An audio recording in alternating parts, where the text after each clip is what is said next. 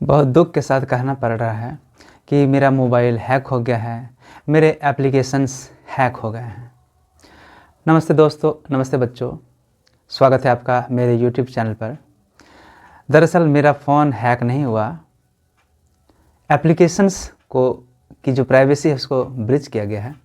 एक बच्चे का मैसेज आया आज शाम को कि सर देखिए, किसी ने कहा है कि फ़लाँ एप्लीकेशन जो है वो उसने हैक कर लिया है। तो मैंने जा कर के चेक किया तो देखा सही में ऐसा रियली हुआ है, पासवर्ड को चेंज कर दिया गया है। तो ये वीडियो बच्चों के लिए, अभिभावकों के लिए, टीचर्स के लिए, हेड टीचर्स के लिए, सभी के लिए है। तो ध्यान से इस वीडियो को देखिए। एक बच्चा जो मेरा ही स्टूडेंट है, मैं भी नाम उजागर नहीं कर रहा हूँ, उसने कहा कि अपने दोस्त को कहा कि मोबाइल को नहीं बल्कि एप्लीकेशंस को हैक किया है। और अब जानते हैं कि जो गवर्नमेंट एप्लीकेशंस होते हैं, डिपार्टमेंटल एप्लीकेशंस होते हैं, एक एप्लीकेशन दूसरे से जुड़ा होता है। मतलब एक में यदि उसने पासवर्ड चेंज कर दिया या सफल हो गया पासवर्ड चेंज करने में, तो वह दूसरे में भी चेंज हो जाता है। कुछ ऐसा ही है। मैं बात कर रहा हूँ जय गुरुजी एप्लीकेशन, ई विद्या वाहिनी एप्लीकेशन। जय गुरुजी एप्लीकेशन जो है वो कंटेंट बेस्ड एप्लीकेशन है, और जो ई विद्या वाहिनी जो एप्लीकेशन है जिसमें टीचर्स कंटेंट देख भी सकते हैं थोड़ा मोड़ा, और अपने बायोमेट्रिक अटेंडेंस बनाते हैं, उसमें बच्चों के भी अटेंडेंस भेजे जाते हैं, कुकिंग कॉस्ट वगैरह सबकी जानकारी रहती है। तो ऐसा ही कुछ हुआ था। तो फिर मैंने जानकारी ली अपने हेड सर से कि क्या आपने कभी किसी को मोबाइल दिया था, आपका पुराना मोबाइल कहाँ है, आपका वो पुराना सिम कहाँ है। उन्होंने कहा कि सब मेरे पास है। मैंने कहा किसी को दिया था क्या आपने? तो उन्होंने कहा नहीं। तो मैंने कहा ठीक है, ऐसी ऐसी बात है। हर जगह देखो बच्चों, हर जगह आपको आशुतोष जैसे टीचर से मुलाकात नहीं होगी। मेरी जगह यदि कोई दूसरा होता तो आप पर FIR होता, थाने से पुलिस आती, आपको उठा करके ले जाती, फिर आपका जो लाइफ है वो ख़राब हो जाएगा, है ना। एक बार जब दाग लग जाता है तो फिर ख़राब हो जाएगा। आपकी पढ़ने की उम्र है, तो ऐसा बिल्कुल नहीं करना चाहिए। तो मैंने क्या किया कि पासवर्ड वगैरह को चेंज किया। दरअसल मैंने सिंपल पासवर्ड रखा था ताकि सारे टीचर्स को याद रहे। तो मुझे लगता है कि किसी ने इस प्राइवेसी को जो है ब्रीच किया है, और वह उसमें लॉगिन करने में सफल हो गया। और आप जानते हैं कि एप्लीकेशन के यदि बाहर हैं आप, तो लॉगिन करने के लिए फॉरगॉट पासवर्ड करना पड़ता है, उसके लिए OTP आता है, OTP तक उसकी पहुंच होनी चाहिए। यदि ऐसा नहीं है और यदि उसे एक बार पासवर्ड मिल जाता है और वह लॉगिन कर जाता है, तो फिर पासवर्ड चेंज करने के लिए उस एप्लीकेशन के अंदर ही आप चेंज कर सकते हैं। ऐसी सुविधा दी गई है। तो इस तरह के समाचार सुन करके बहुत लोग खुश भी हो सकते हैं, लेकिन खुश होने की ज़रूरत नहीं है। कई बार मुझे लोग कहते हैं, दरअसल मेरा प्रारब्ध जो है वो जुड़ा हुआ है मेरा जामताड़ा ज़िले से। तो कई बार लोग चुस्की लेते हैं, मस्ती लेते हैं, कमेंट करते हैं, व्यंग्य करते हैं कि जो आशुतोष का घर है वो जामताड़ा है, इसलिए मोबाइल वगैरह में जो तेज़ है, क्योंकि वहाँ साइबर फ्रॉड काफ़ी ज़्यादा होते हैं। तो मैं आपको बता दूं कि मेरा घर बिल्कुल जामताड़ा है, और मैं विद्यासागर में 8 साल रहा भी हूँ। वहाँ मैंने अध्यापन का काम किया है, जबकि सारा जो है मैंने देवघर से किया है। तो ठीक है, मेरा प्रारब्ध जुड़ा हुआ है जामताड़ा ज़िले से। विद्यासागर में मैं रहा हूँ। वो विद्यासागर की धरती जो है सिर्फ साइबर क्राइम के लिए ही फेमस नहीं है, बल्कि वो ईश्वरचंद्र विद्यासागर की धरती है, और वहाँ का स्टेशन का नाम ही है विद्यासागर स्टेशन। तो ईश्वरचंद्र विद्यासागर जिन्होंने विधवा पुनर्विवाह कानून को लागू करवाया था, और वहाँ पे नेताजी सुभाष चंद्र बोस का भी आगमन हुआ है, इसलिए वहाँ भी उनकी जो होती है संग्रहालय है ईश्वरचंद्र विद्यासागर जी का भी, और सुभाष चंद्र बोस जी भी कुछ यादों को वहाँ समेट करके रखा गया है।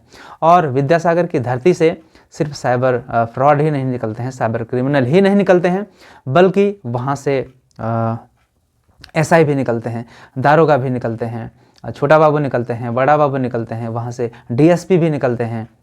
तो कई सारे मेरे स्टूडेंट्स हैं जो SI बने हैं, दारोगा बने हैं, DSP बने हैं, ऑफिसर बने हैं। तो ऐसी बात नहीं है।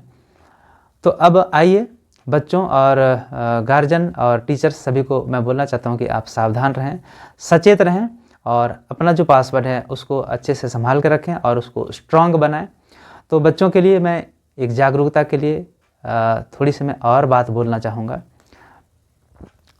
उसके पहले और एक लाइन मैं बोल लेना चाहता हूँ कि ठीक है, मैं जो है उस धरती से जुड़ा हुआ हूँ, मेरा प्रारब्ध वहाँ पे है। तो यदि आप मुझसे टक्कर लेना चाहते हैं तो आइए मोबाइल की एक्सपर्टी में आप मुझसे टक्कर लीजिए। यदि आपको टक्कर लेना है तो मेरी जो ऑनेस्टी है, ईमानदारी, उससे आप टक्कर लीजिए। यदि आपको टक्कर लेनी है मुझसे तो मैं जो सच बोलता हूँ, जो मेरी सच्चाई है, उससे टक्कर लीजिए। आप कितने सच बोलते हैं। यदि आपको मुझसे टक्कर लेनी है तो आप मेरा जो व्यवहार है उससे आप टक्कर लीजिए। तो यदि कुछ ज़्यादा बोल दिया तो क्षमा प्रार्थी हूँ। चलिए अब बच्चों के लिए मैं थोड़ी जागरूकता के बारे में बताता हूँ कि आज की जो डिजिटल दुनिया है उसमें इंटरनेट का उपयोग शिक्षा, मनोरंजन, ज्ञान प्राप्त करने के लिए आवश्यक हो गया है। लेकिन इसके साथ ही साइबर क्राइम का खतरा भी बढ़ गया है। साइबर क्राइम होता क्या है? तो साइबर क्राइम वो अपराध है जो इंटरनेट के थ्रू, कंप्यूटर के थ्रू या मोबाइल डिवाइस का उपयोग करके किया जाता है। ये बच्चों को खास करके प्रभावित कर सकता है क्योंकि वे इंटरनेट का उपयोग करते समय सतर्क नहीं रहते हैं बड़ों की तरह। ठीक है, बहुत लोग पढ़े लिखे होते हैं, बहुत लोग अनपढ़ होते हैं, निरक्षर होते हैं, लेकिन पढ़े लिखे लोग भी गलती करते हैं, उनको भी जानकारी नहीं रहती है। क्योंकि डिजिटल अवेयरनेस या साइबर अवेयरनेस ये एक अलग ही टॉपिक है। इसके बारे में जानकारी होना एक अलग चीज़ है। आप पढ़े लिखे हैं, आपने BA, MA, PhD, M.Ed, B.Ed सारा किया है, लेकिन ज़रूरी नहीं है कि जो है आप डिजिटल अवेयरनेस होगा आपके अंदर। ठीक है, तो आइए अब चलते हैं कि साइबर क्राइम कितने प्रकार के होते हैं। तो बच्चों को प्रभावित करने वाले जो साइबर अपराध हैं उसके कुछ प्रमुख प्रकार कुछ इस तरह हैं। पहला है साइबर बुलिंग। तो साइबर बुलिंग क्या होती है? तो ऑनलाइन गाली गलौज करना, धमकी देना ऑनलाइन, या फिर ऑनलाइन रूप से परेशान करने वाली एक्टिविटीज़ करना कि कोई परेशान हो जाए, तो इसको हम लोग साइबर बुलिंग बोलते हैं। आप जानते हैं बुल मतलब सांड होता है, और सांड क्या करता है आप जानते हैं। दूसरा है हैकिंग। बच्चों के सोशल मीडिया अकाउंट्स या फिर व्यक्तिगत जानकारी को चुराना, ये हैकिंग कहलाती है। तीसरी जो है वो है फिशिंग। फिशिंग का मतलब हो गया धोखाधड़ी वाले ईमेल या मैसेज के माध्यम से बच्चों की जानकारी चुराना। पांचवा बात की जाए तो ऑनलाइन गेमिंग फ्रॉड। चौथा है कि ऑनलाइन गेमिंग फ्रॉड। गेमिंग के दौरान पैसे या इनाम के लालच में बच्चों को धोखा देना, यह भी साइबर क्राइम है।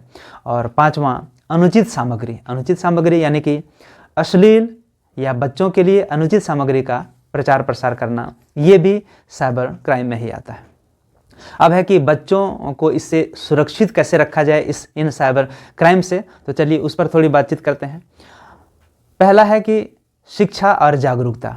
बिना शिक्षा के कुछ होने वाला नहीं है, जागरूक रहना ही जो है इसमें उपाय है।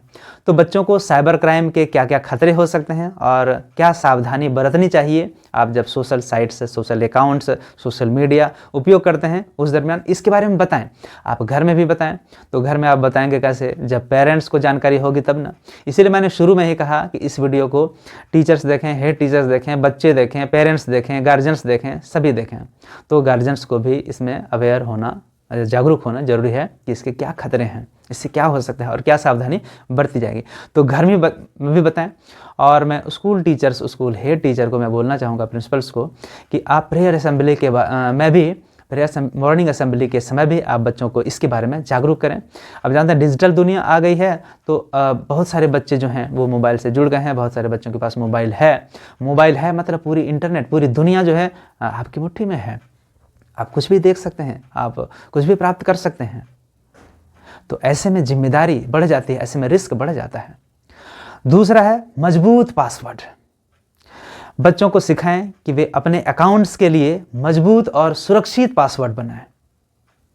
इतना टेढ़ा बनाएं और उसको मोबाइल में लिख करके नहीं रखें, बल्कि घर में अपनी किसी डायरी में, जो आपकी नोटबुक है वो घर में रखें, जो अलमीरा में रखी होती है। ऐसा नहीं कि उससे कॉमन कोई डायरी हो जिसमें आपने लिख करके रखा है और यहाँ वहाँ आप घूम रहे हो, ऐसा नहीं।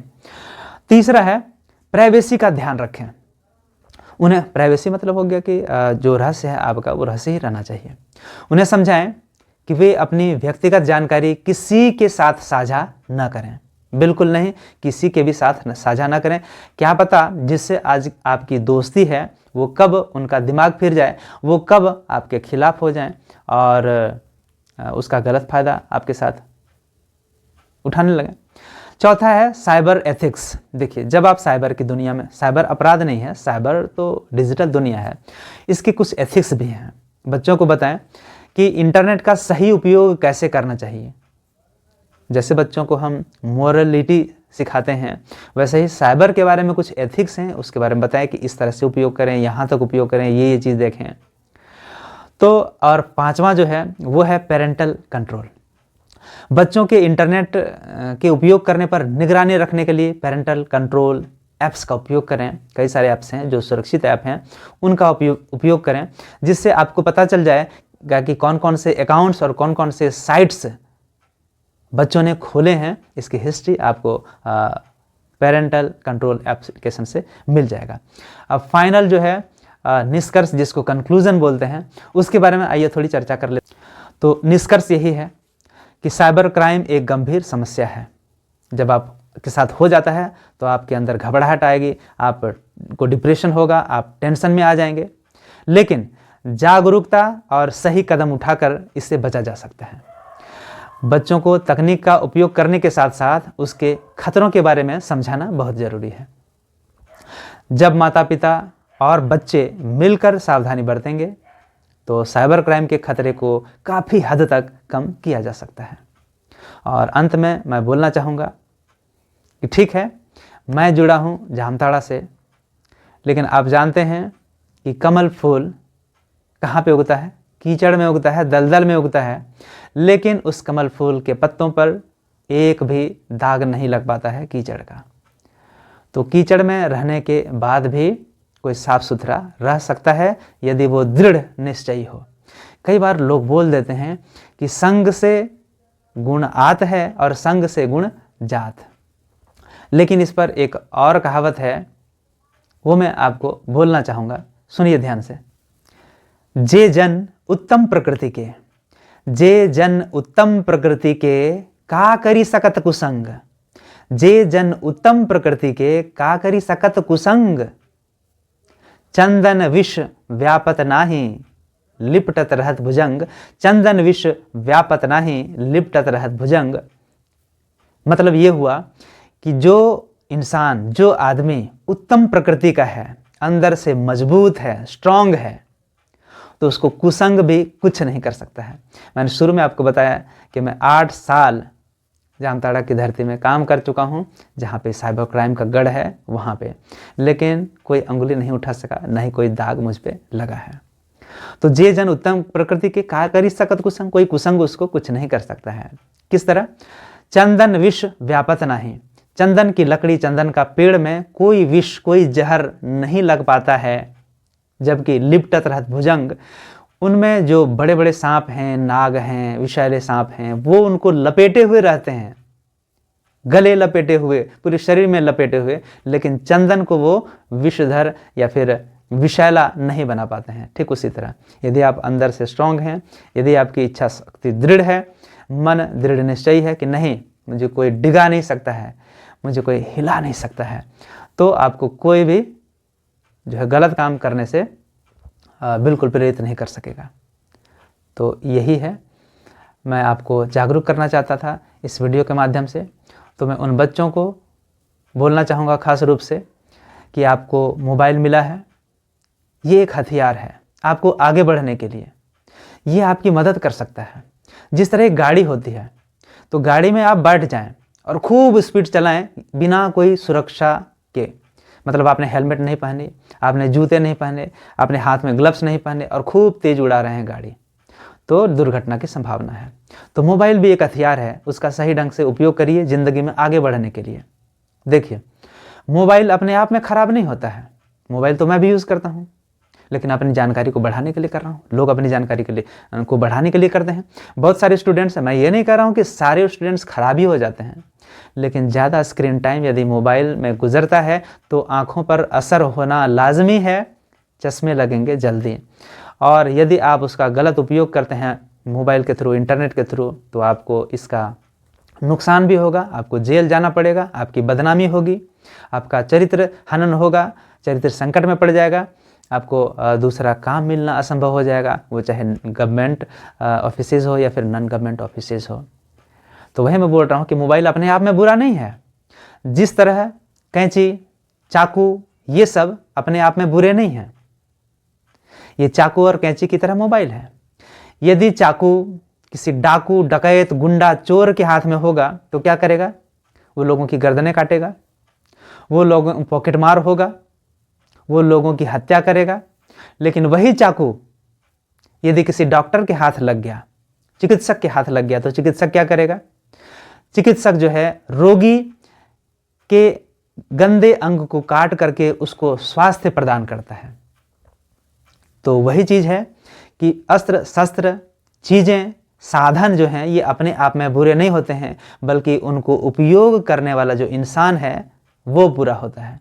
तो आप मोबाइल जो आपको मिला है इसका आप सदुपयोग करें जीवन में आगे बढ़ने के लिए, नहीं तो फिर एक समय आएगा जब आपका लाइफ ख़त्म हो जाएगा, चौपट हो जाएगा, फिर कोई कुछ नहीं कर सकेगा।